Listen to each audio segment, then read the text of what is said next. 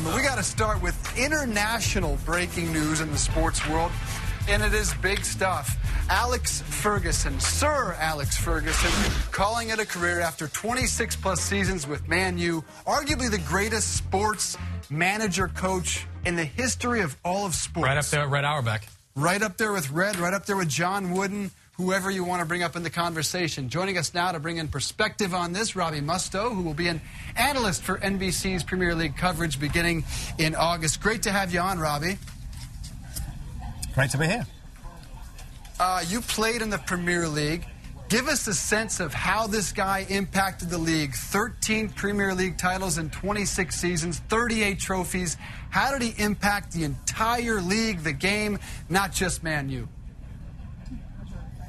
Well, it's just such a dominating period in time. I mean, back 26 years ago, he took over Manchester United that were, you know, the sleeping giant of English football. And he's made them now, of course, into the global superpower that they are, the most valuable sports club in the world. And it's through what he's done on the field in terms of success, in terms of his desire over a long period of time to buy the right players, and probably most importantly, to develop his own players. Through their own academy, they've managed to get a real foundation of tremendously talented younger players, the likes of David Beckham, the Neville brothers, Ryan Giggs, Paul Scholes, and the success has come from there. But it's just his desire, his will to win, longevity, extremely, extremely impressive, and quite simply, the best football manager that Britain has ever seen.